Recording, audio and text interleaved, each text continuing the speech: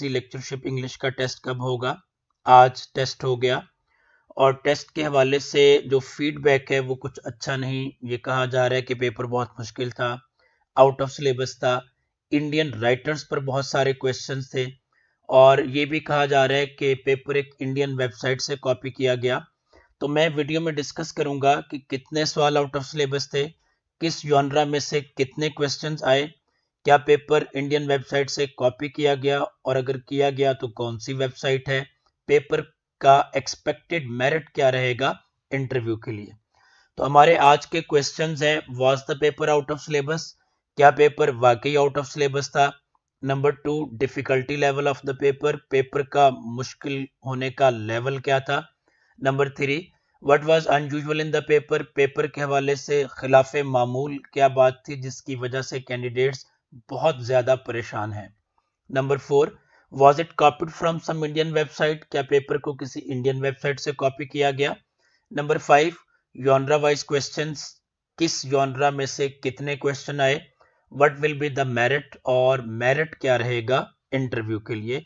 One by one in सारे questions को discuss करते हैं। Number 1, was the paper out of syllabus? पहला क्वेश्चन कि पेपर आउट ऑफ सिलेबस था, ये बात क्यों कही जा रही है? ये बात इसलिए कही जा रही है कि इंडियन राइटर्स पर क्वेश्चन थे। तो पहली बात तो ये है मेरे भाइयों कि इंडियन राइटर्स पर क्वेश्चन थे तो आप ये नहीं कह सकते कि वो लिटरेचर से बाहर थे। अब साउथ एशियन लिटरेचर बीएस के सिलेबस का हिस्सा है। इससे पहले इसका नाम था लिटरेचर अराउंड द वर्ल्ड। तो ये पंजाब यूनिवर्सिटी में 2002-2003 से पढ़ाया जा रहा है।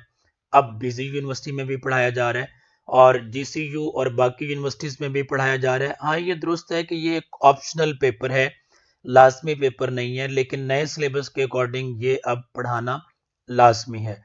और अगर आप अरुण रॉय के हवाले से देखें तो वो कोई इतनी गैर मारूफ राइटर तो नहीं है कि किसी को पता ही ना होता। और वैसे भी इस पोर्शन में से टोटल क्वेश्चन आए हैं 4। पेपर का कोड जो सी कोड था उसमें question number 7, question number 18, question number 55 और क्वेश्चन नंबर 72, ये टोटल 5 क्वेश्चंस थे इंडियन राइटर्स पर। अगर आप इन सबको छोड़ भी दें तो बाकी 95 का जो पेपर था वो तो इंडियन राइटर्स पर नहीं था।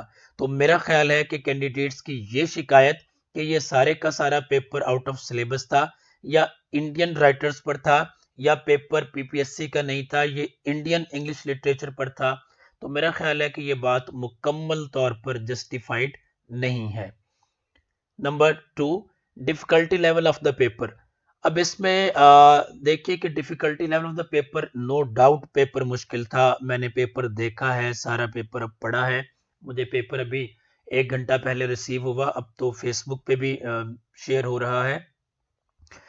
मैं पेपर को देख के ये कहता हूं कि पेपर में कम से कम 20 सवाल ऐसे हैं जो मेरिट को डिसाइड कर देंगे। ये 20 सवाल वो हैं जहां पर आपका तुक्का काम नहीं आएगा, यकीनन काम नहीं आएगा।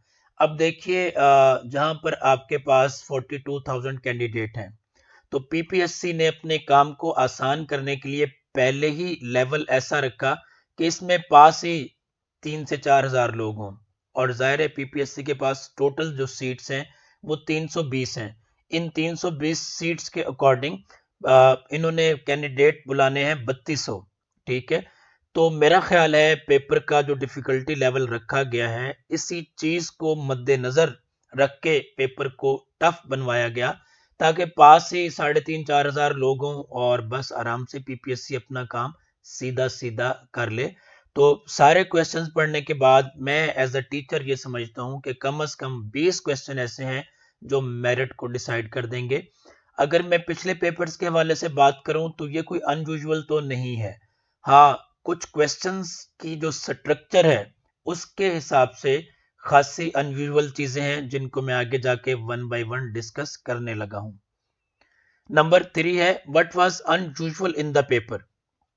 अगर हम पेपर के बारे में बात करें कि अनयूजुअल क्या था, तो पेपर में अनयूजुअल ये था कि 2009 से लेकर अब तक 2020 तक 11 सालों में ये पेपर इस लिहाज से बड़ा अनयूजुअल है कि इसमें 22 क्वेश्चन, जी हाँ, पूरे 22 क्वेश्चंस ऐसे थे जिनमें राइटर्स के नेम पूछे गए या उनके किताबों के नेम पूछे गए, उनके वर्क्स के नेम पूछे गए, आथर्स के नेम पूछे गए कि कौन सी बुक किसने लिखी।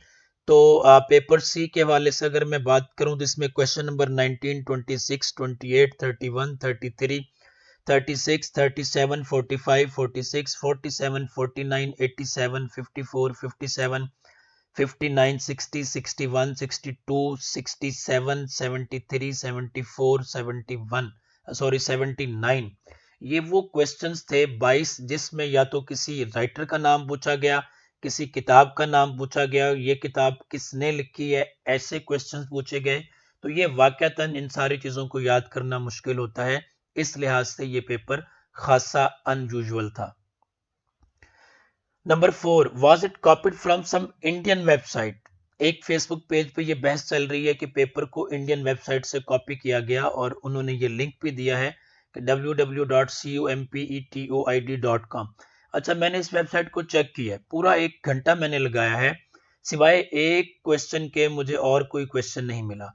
तो मैं ये कहूंगा कि शायद स्टाइल इस वेबसाइट का कॉपी किया गया, क्वेश्चन के ऑप्शंस को डिजाइन करने में। आप खुद भी इसको विजिट कर सकते हैं, यहाँ पर सिनोनिम्स के एमसीक्यूज पड़े हुए हैं, यहाँ पर जनरल ग्रामर के पड़े हुए हैं, यहाँ पर एंटोनिम्स के पड़े हुए हैं, हिस्ट्री ऑफ लिटरेचर पर पड़े हुए हैं, दीगर सब्जेक्ट्स के भी पड़े हुए हैं। तो शायद स्टाइल यहाँ से कॉपी किया गया हो, लेकिन मैं नहीं समझता कि सारे का सारा पेपर यहाँ से कॉपी किया गया हो। अच्छा, ऐसी चीजें अनयूजुअल भी नहीं है।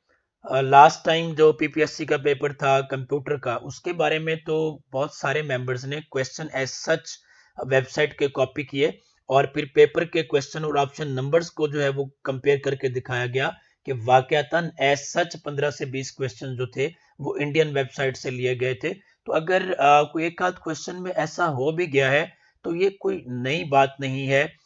अब ये कि पीपीएससी का मयार इस लिहाज से नीचे आता है या उस पर बहुत सारे क्वेश्चंस आते हैं, तो ये आपका और मेरा काम शायद इसलिए नहीं है कि एक आध क्वेश्चन से आपका पूरा रिजल्ट मुतासर नहीं होने लगा। पीपीएससी के हर पेपर के बाद उनके जो क्वालिटी स्टैंडर्ड्स हैं उनको चेक किया जाता है, इंश्योर किया जाता है, पेपर बनाने वाला बंदा बदल दिया जाता है, इवन उनको ब्लैक लिस्ट भी किया जाता है। ठीक है, 2006 में कुछ लोग ब्लैकलिस्ट हुए, एक आध बंदे को मैं भी जानता हूँ। पीएमएस का पेपर उन्होंने लीक किया था, ठीक है, या कहीं से कॉपी किया था। तो ऐसे लोग पीपीएससी करता तो है, लेकिन अब उस पे ये कहना कि ये सब कुछ गलत हो गया या सारे का सारा पेपर इस वेबसाइट से लिया गया, तो मेरा ख्याल है ये थोड़ा सा अनफेयर है। अगर बात करते हैं हम आगे जॉनरा वाइज क्वेश्चंस की, ये बड़ा अजीब पेपर था कि जिसमें drama, poetry, novel, major writers पर कोई एक भी क्वेश्चन नहीं था। अगर आप सिडनी वाले क्वेश्चन को पोइट्री में काउंट कर लें तो फिर एक क्वेश्चन बनता है पोइट्री पर। अगर आप पिकरेस्क नावल वाले क्वेश्चन को उसमें नावल में काउंट कर लें तो फिर बनता है उस पर एक क्वेश्चन। लेकिन मैं समझता हूं कि ये क्वेश्चन पोइट्री और नावल के एतबार से नहीं थे, बल्कि ये क्वेश्चन बेसिकली लिटरेरी टर्म्स के एतबार से थे। इस बार लिटरेरी टर्म्स की डेफिनेशन पूछने की बजाय उन्होंने डायरेक्ट क्वेश्चन उठाया जहां पर आपने उस लिटरेरी टर्म को अप्लाई करना था। तो इस लिहाज से ये थोड़ा सा ट्रिकी था लिटरेरी टर्म्स के लिहाज से। हिस्ट्री पर इस पर 15 क्वेश्चंस थे और रूटीन से हटके थे, इनफेमस थे। लैंग्वेज और लिंग्विस्टिक्स पर 17 क्वेश्चंस थे, इसमें लैंग्वेज लर्निंग थ्योरीज आ गई, लैंग्वेज इटसेल्फ आ गई, लिंग्विस्टिक्स आ गई, और इसमें जो है वो places of articulation and manners of articulation पर क्वेश्चन आ गए। लिटरेरी टर्म्स 9 थी। मैंने ऑलरेडी बताया कि ये सीधी सीधी नहीं थी, बल्कि आपने फिक्रा पढ़ के अप्लाई करना था कि यहाँ पर कौन सी लिटरेरी टर्म आएगी। प्रोज पे एक ही क्वेश्चन था बेकन पर। बुक्स ऑथर्स नेम के हवाले से बात करें, मैंने इसको पहले भी डिस्कस किया, 22 क्वेश्चन थे। अगर ऑथर्स के वर्क्स पर बात करें, उनकी जो है वो उनके कामों के हवाले से बात करें तो 6 क्वेश्चन इस पर थे। कोट्स अबाउट राइटर, एक राइटर ने किसी दूसरे राइटर के बारे में क्या बात कही, इस पर 2 क्वेश्चन थे। पोइट्री पर एक क्वेश्चन, मैंने आपको बताया कि आप पोइट्री वाले इस क्वेश्चन को अगर सिडनी वाला क्वेश्चन गिन लें तो इस तरह से है। जनरल ग्रामर पर 6 क्वेश्चन थे, साउथ एशियन लिटरेचर जिसको कहा जा रहा है कि इंडियन लिटरेचर था, इस पर 4 क्वेश्चन थे, पोस्ट कॉलोनियल पर 1 क्वेश्चन था और जनरल नॉलेज के 20 क्वेश्चन थे। अब बात करते हैं कि मेरिट कितना रहेगा। अच्छा, अगर हम क्वेश्चन की बात करें तो जनरल नॉलेज के 20 क्वेश्चन में से मैं समझता हूं कि 5 क्वेश्चन हर एक को आने चाहिए।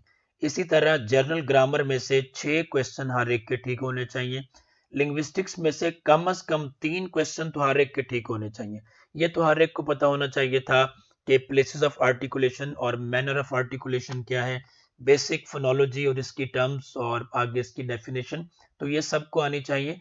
इस एतबार से आपके इन 3 पोर्शंस में से कम 16 क्वेश्चंस ठीक होने चाहिए। पीछे क्वेश्चन बच जाते हैं 60। अब अगर 60 में से आपके 30 भी ठीक हैं तो आपका मेरिट आता है 46 पर।